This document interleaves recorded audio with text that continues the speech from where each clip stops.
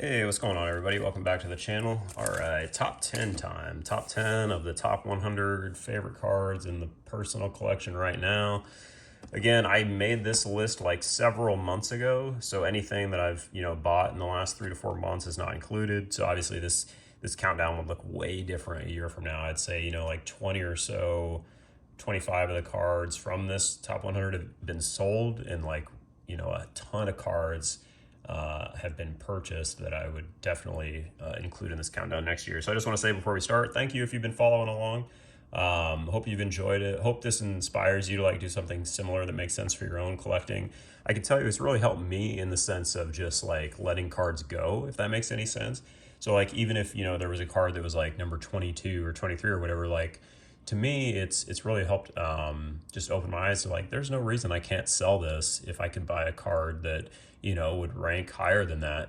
So it's been really great for me in that perspective, just to put the whole collection into perspective, and then also just to sort of like reaffirm and remind myself of what I really like and what holds the most value to me as I lay out everything in front of me and really think about it. Like, okay, if you had to decide if you could only keep 5-10 cards, which ones would they be? And then if you could only keep 5 or 10 more, which would they be? And hopefully that's really not narrowed my focus in terms of like collecting less things, but narrowed my focus in terms of like the level of prominence that I look for in the cards that I'm going after. And I really treat card collecting as sort of an art, in the sense that I'm not just buying the subject, I'm not just buying the brand, I'm not just looking for deals, I'm not just buying what I think is going to do well financially in the short term. I really just want to get items that feel really special, and combine sort of all those factors. So with that sort of long preamble, let's get into it. Number 10, again, my favorite athlete of all time, and this is the last football card you're going to see on the list. We got the 01 Bowman Chrome Gold Peyton Manning Refractor in a 7. These are out of 99. So I won this in a PWCC auction. I think I paid about $320, $330, $340, something like that. Again, the grade on it is not a big deal. It's obviously off center a bit. A lot of these are in this set, but eye appeal wise, no major like scuffing or smudging or anything like that. So all good on that front. Early Peyton stuff, that's big. Early Bowman Golds, that's big. Yeah, just this era of football cards is really important to me. So yeah, the design, the photo, the Colts changed their face mask from blue to like gray in 2005, I want to say. That's when they went to the quote unquote speed blue uniforms that you see. Like I just recorded the other video. So like this is the 2005 uniform. They changed the face mask. They changed the socks. They got rid and they changed the overall blue color.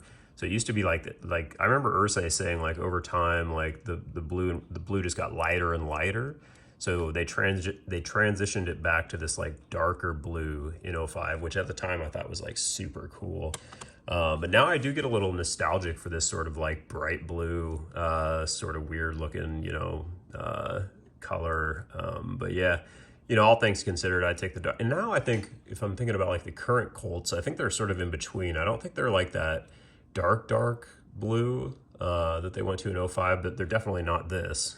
So, but yeah, this is like what I remember having like the jerseys of and stuff when I was a kid, of this like really like bright blue and just those big old helmets and all that type of thing. But yeah, super cool card again. And this just goes to show it's like Peyton's my favorite athlete of all time, but he's a lot of people's favorite athlete, and there's a lot of competition for his cards. So that's why, the rest of the countdown, there's some Peyton cards here and there, but overall, I would say my collection's not like super Peyton focused. I wish it was. I wish there was a lot more Peyton stuff in my collection, but I'm just, yeah, I like to just sort of spread things around and collect a lot of things that I like instead of being that hyper focused in one. Not saying one thing's right or wrong. It's just just personal preference. So, but yeah, Peyton at number 10 there.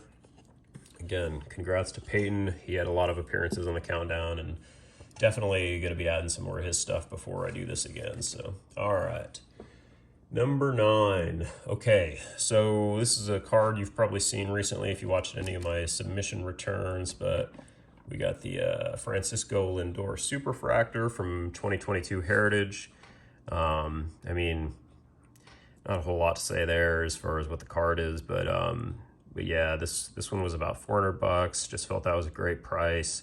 Obviously, risk with an active player, but you know, I'm willing to sort of take that as far as the price goes. And you know, he's not a rookie. Obviously, he's not a second, third year, fourth year guy. He's a young talent, you know, approaching or at 30 years old that already has, you know, whatever 45 career WAR, plays defense, good, you know, steals bases, hits home runs, you know, likable guy, big market. You know, again, hopefully he can get an MVP at some point in his career, but he, you know, he's the guy on that team now. So, yeah, I'm having a lot of fun collecting Lindor again with Ohtani and Mookie Betts and a little DeGrom and Soto sprinkled in as well. But he's one of my main sort of active player PCs right now, and this is probably the best card of his that I'll ever own. So super stoked on that.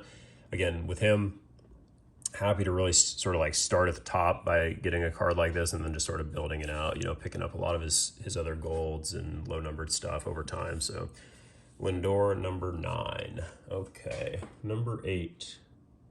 All right, we got the last wrestling card we're going to see on the countdown. And here we got the, again, 2020, my favorite year of Chrome.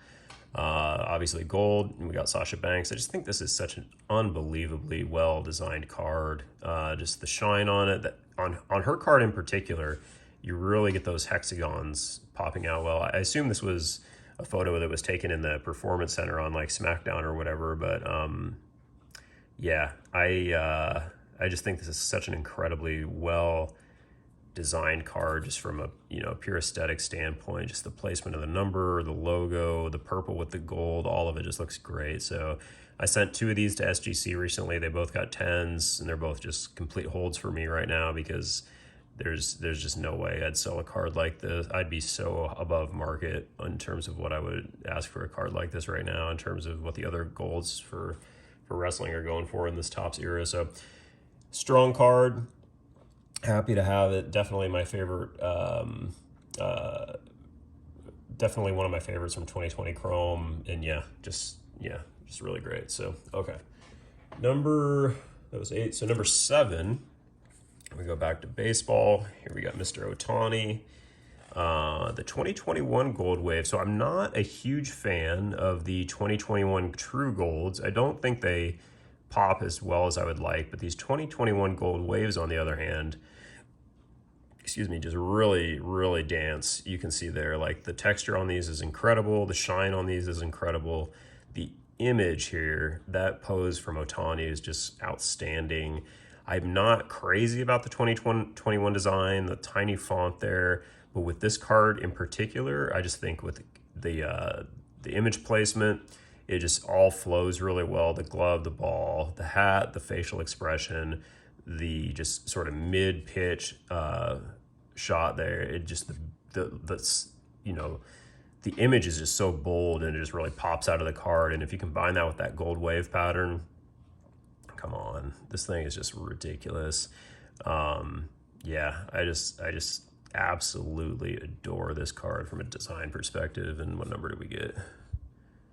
Got number 21 of 50. So I was like, maybe it's 17, but no, not 17. So awesome card there for Shohei. All right. Number 6, sticking with baseball, the old school. Oh, where's my PSA cases? All right, number 6. We've got an absolute classic, the 1953 Topps Jackie Robinson, card number 1, PSA 1. I think it's got strong eye appeal for a 1.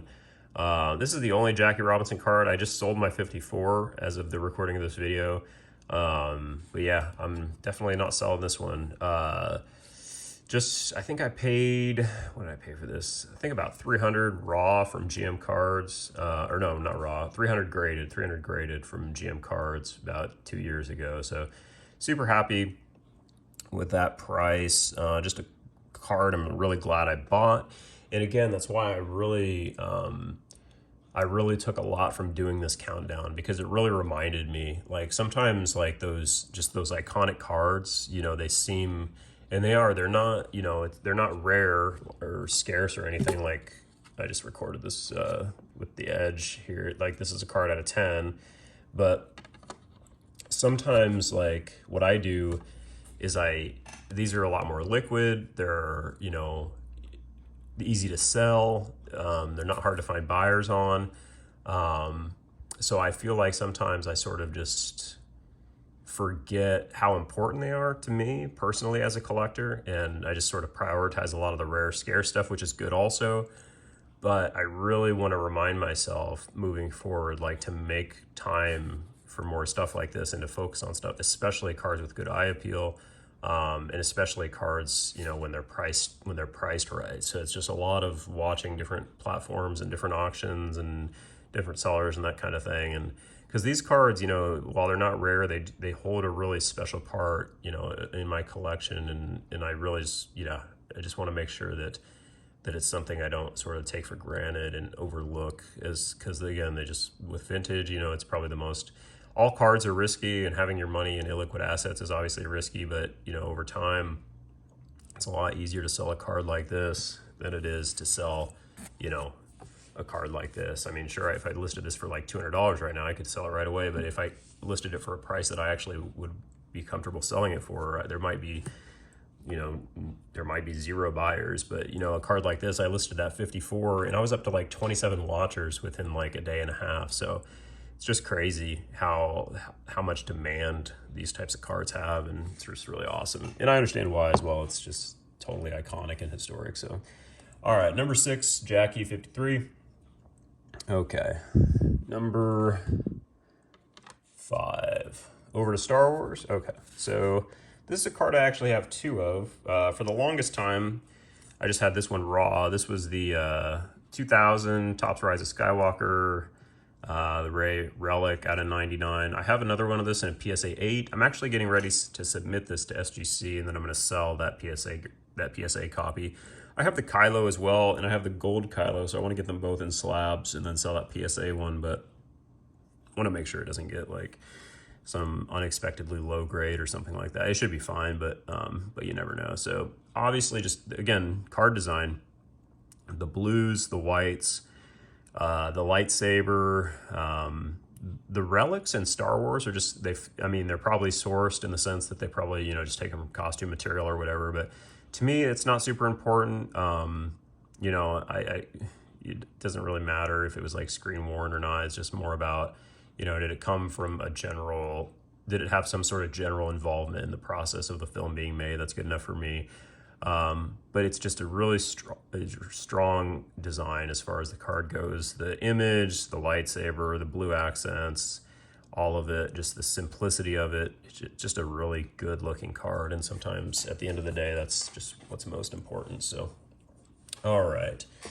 Number 4, back to vintage baseball.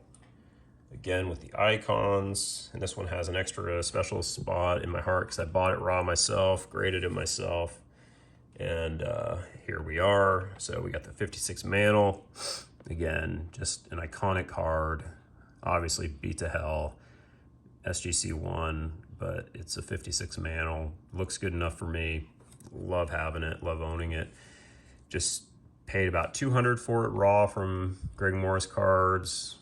Sent it in recently, got it back. Just super happy to have it in a case. I'm having so much fun with grading now that it's fast and affordable. It's just been really awesome. So, yeah, 56 Mantle comes in at number 4.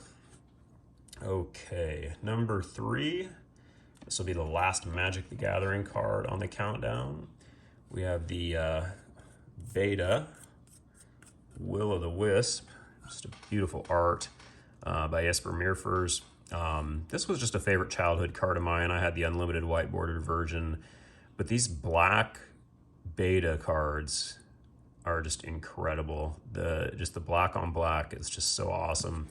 And yeah, this was just one of my favorite Magic the Gathering artworks of all time with that with the blues and the lights and all that. So yeah, I just got the alert on my phone that the battery's running low, so I'm gonna have to like talk through a little bit faster than I would like. But yeah, this is just a really special card. So all right, 8.5 on the beta Will-O-The-Wisp there.